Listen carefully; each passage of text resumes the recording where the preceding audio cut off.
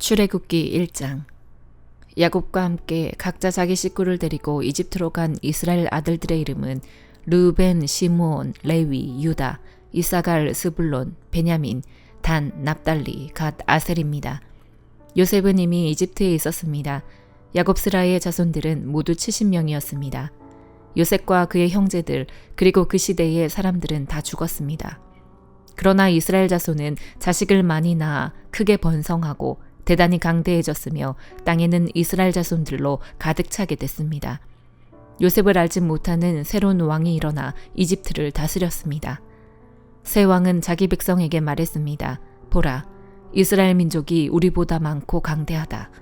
자, 그러니 우리가 그들을 대할 때 지혜롭게 행동하자. 그러지 않으면 그들이 더 많아져서 만약 전쟁이라도 일어난다면 우리의 적들과 연합해 우리를 대적해 싸우고 이 땅에서 떠날 것이다. 그들은 감독관을 세워 이스라엘 백성들을 억압하고 중노동을 시켰습니다. 그래서 이스라엘은 바로를 위한 곡식창고로 쓰는 성인 비동과 라암셋을 건축해야 했습니다. 그러나 그들이 억압하면 할수록 이스라엘 자손은 오히려 더욱 번성하고 인구도 많아졌습니다. 그러자 이집트 사람들은 이스라엘 민족이 두려워서 그들을 심하게 혹사시켰습니다. 이집트 사람들은 이스라엘 민족에게 회반죽과 벽돌 굽기와 온갖 바딜 등의 고된 노동을 시켜 그들의 삶을 고달프게 만들었습니다. 이렇듯 이집트 사람들이 시키는 일은 모두 혹독하기 짝이 없었습니다. 하루는 이집트 왕이 히브리 산파인 시브라와 부하에게 말했습니다. 너희가 히브리 여자들의 해산을 도울 때 그 낳는 것을 잘 보고 있다가 아들이면 죽이고 딸이면 살려라. 그러나 이 산파들은 하나님을 경외했기 때문에 이집트 왕이 시키는 대로 하지 않고 아들이라도 살려주었습니다. 그러자 이집트 왕이 그 산파들을 불러 너희가 왜 이렇게 했느냐, 왜 아들들을 살려두었느냐라고 물었습니다.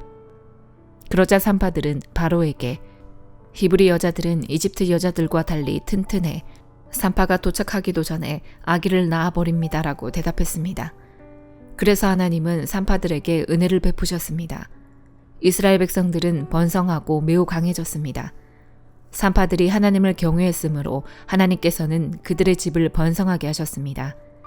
그러자 바로는 모든 백성들에게 아들을 낳으면 다 나일강에 던져버리고 딸이면 살려두라고 명령을 내렸습니다.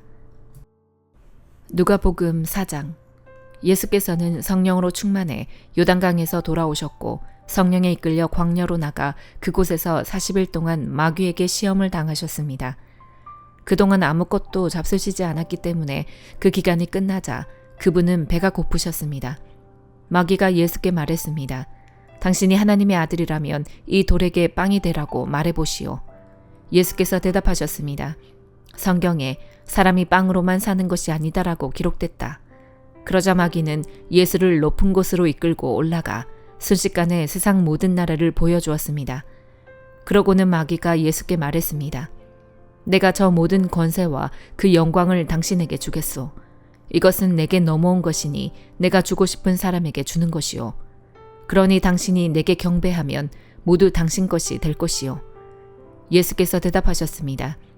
성경에 주 너의 하나님께 경배하고 오직 그분만을 섬기라라고 기록됐다. 마귀는 예수를 예루살렘으로 이끌고 가더니 성전 꼭대기에 세우고 말했습니다. 당신이 하나님의 아들이라면 여기서 뛰어내려 보시오. 성경에 그가 너를 위해 천사들에게 명령해 너를 지킬 것이다. 그들이 손으로 너를 붙들어 네 발이 돌에 부딪히지 않게 할 것이다 라고 기록돼 있어. 예수께서 대답하셨습니다. 성경에 주 너희 하나님을 시험하지 말라라고 기록됐다. 마귀는 이 모든 시험을 마치고 때가 될 때까지 예수에게서 떠나갔습니다.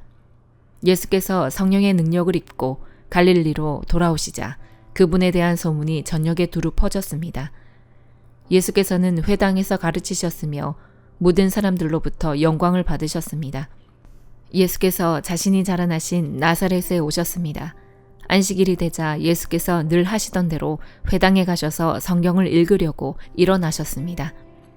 예언자 이사야의 두루마리를 건네 받으시고 두루마리를 펼쳐 이렇게 기록된 곳을 찾아 읽으셨습니다. 주의 영이 내게 내리셨다.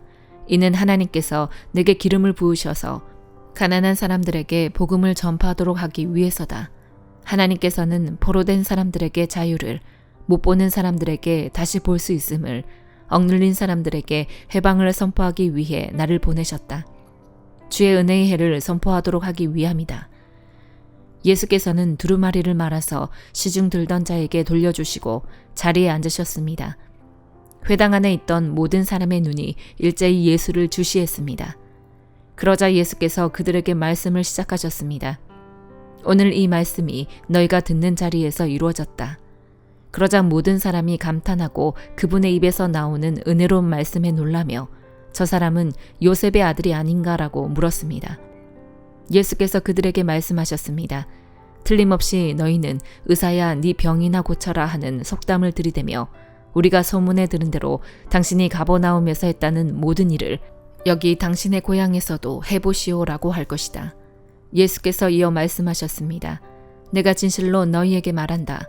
어떤 예언자도 자기 고향에서는 인정받지 못하는 법이다. 그러나 내가 진실로 너희에게 말한다. 많은 과부들이 엘리야 시대에 이스라엘에 있었다. 그때 3년 반 동안 하늘 문이 닫혀 온 땅에 극심한 기근이 들었다. 그런데 하나님께서는 그 과부들 중 어느 누구에게도 엘리야를 보내지 않으시고 오직 시돈에 있는 사렙다 마을의 한 과부에게 보내셨다. 또 많은 나병 환자들이 엘리사 예언자 시대에 이스라엘에 있었다. 그러나 그들 중 어느 누구도 시리아 사람 나아만 외에는 깨끗함을 받지 못했다. 회당 안에 있던 사람들은 모두 이 말씀을 듣고 화가 잔뜩 났습니다. 그들은 일어나서 예수를 마을 밖으로 쫓아냈습니다. 그리고 마을이 세워진 산 벼랑으로 끌고 가서 그 아래로 밀쳐 떨어뜨리려고 했습니다. 그러나 예수께서는 사람들의 한가운데를 지나 떠나가셨습니다.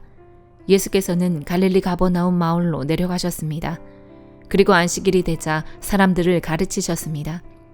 그분의 말씀이 얼마나 권위가 있었는지 사람들은 그 가르침에 놀랐습니다. 회당에 더러운 영이 들린 사람이 있었는데 그는 큰 소리로 외쳤습니다. 아, 나사렛 예수여, 당신은 우리에게 무엇을 원하십니까? 우리를 망하게 하려고 오셨습니까? 나는 당신이 누구신지 압니다. 하나님께서 보내신 거룩한 분이십니다. 예수께서 그를 꾸짖어 말씀하셨습니다. 조용히 하고 그 사람에게서 나와라. 그러자 귀신이 모든 사람들 앞에서 그 사람을 땅에 내동댕이 치고 떠나갔는데 아무 상처도 입지 않았습니다. 모든 사람들이 놀라며 서로 말했습니다. 이게 무슨 가르침인가? 저 사람이 권위와 능력으로 더러운 영들에게 명령하니 그들이 떠나가 버렸다. 그리하여 예수에 대한 소문은 그 주변 지역까지 두루 퍼져 나갔습니다. 예수께서는 회당에서 나와 시몬의 집으로 가셨습니다. 그런데 시몬의 장모가 심한 열병에 시달리고 있었기 때문에 사람들이 그녀를 위해 예수께 도움을 청했습니다. 예수께서 시몬의 장모를 굽어보시고 열병을 꾸짖으시자 열병이 사라졌습니다. 장모는 곧 일어나 사람들을 시중들기 시작했습니다. 해질녘이 되자 사람들이 온갖 환자들을 모두 예수께 데려왔습니다. 예수께서는 그들에게 일일이 손을 얹어 병을 고쳐주셨습니다. 게다가 귀신들이 많은 사람들로부터 떠나가며 당신은 하나님의 아들이십니다 라고 소리를 질렀습니다. 그러나 예수께서는 귀신들을 꾸짖으시며 그들이 말하는 것을 허락하지 않으셨습니다. 예수께서 그리스도이신 것을 그들이 알고 있었기 때문입니다. 날이 밝자 예수께서는 나가셔서 외딴 곳으로 가셨습니다. 사람들은 예수를 찾다가 어디 계신지 알아내고는 자기들에게서 떠나가시지 못하게 붙들었습니다. 그러자 예수께서 말씀하셨습니다. 나는 다른 마을에서도 하나님 나라의 복음을 전해야 한다. 내가 이 일을 위해 보내심을 받았기 때문이다. 그런 뒤 예수께서는 유대 여러 회당에서 말씀을 전하셨습니다. 욥기 18장. 그러자 수아 사람 빌닷이 대꾸했습니다. 자네 도대체 언제까지 말을 할 건가? 정신 좀 차리게 우리도 말 좀 하세. 어떻게 우리가 짐승 취급을 받고 자네 눈에 그렇게 비열하다고 여겨지는 것인가? 분노로 스스로를 갈기갈기 찢어 놓는 자여. 자네가 땅을 황무지로 만들겠는가? 바위를 그 자리에서 옮기자는 것인가? 악인의 등불은 꺼지고 그 불꽃은 타오르지 않을 걸세. 그 장막에서는 빛이 어두워지고 그 곁의 등불도 함께 꺼질 걸세. 그 힘찬 발걸음이 약해지고 자기 꾀에 자기가 넘어갈 걸세. 그 발은 스스로 그물에 걸리고 그 올가미에 빠지게 되지.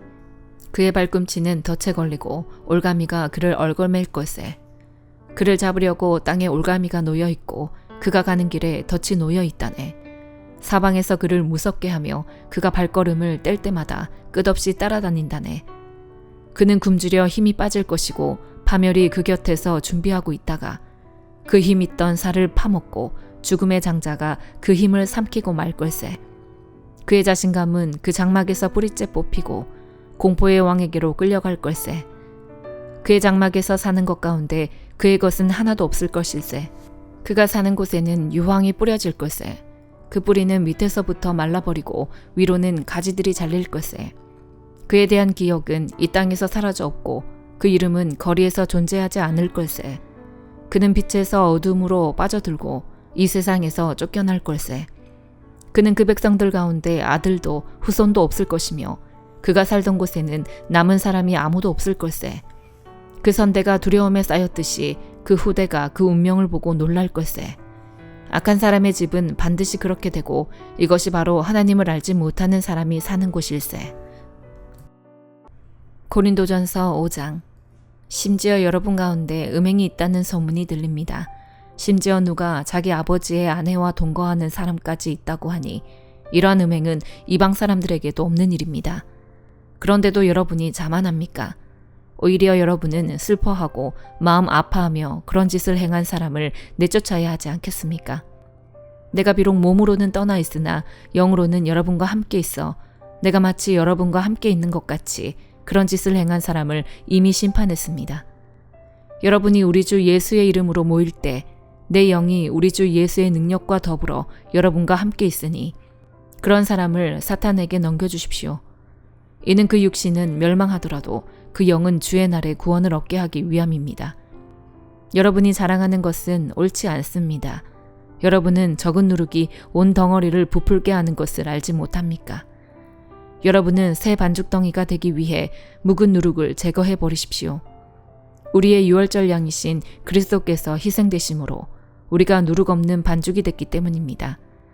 그러므로 묵은 누룩, 곧 악하고 해로운 누룩이 든 빵으로 절기를 지키지 말고 오직 순결함과 진실함, 곧 누룩 없는 빵으로 지킵시다. 나는 내 편지에 여러분에게 음행하는 사람들과 어울리지 말라고 썼습니다. 이 말은 이 세상에 음행하는 사람들이나 탐욕을 부리는 사람들, 약탈하는 사람들이나 우상 숭배하는 사람들과 전혀 어울리지 말라는 뜻이 아닙니다. 만일 그렇게 하려면 여러분은 이 세상 밖으로 나가야 할 것입니다. 지금 내가 여러분에게 어울리지 말라고 쓴 것은 만일 형제라 불리는 어떤 사람이 음행하는 사람이거나 탐욕을 부리는 사람이거나 우상 숭배하는 사람이거나 중상모략하는 사람이거나 술꾼이거나 약탈하는 사람이면 그런 사람과는 함께 먹지도 말라는 것입니다.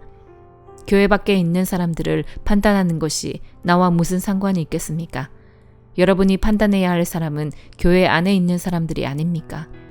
밖에 있는 사람들은 하나님께서 판단하실 것입니다. 그 악한 사람을 여러분 가운데서 내쫓으십시오. 아멘.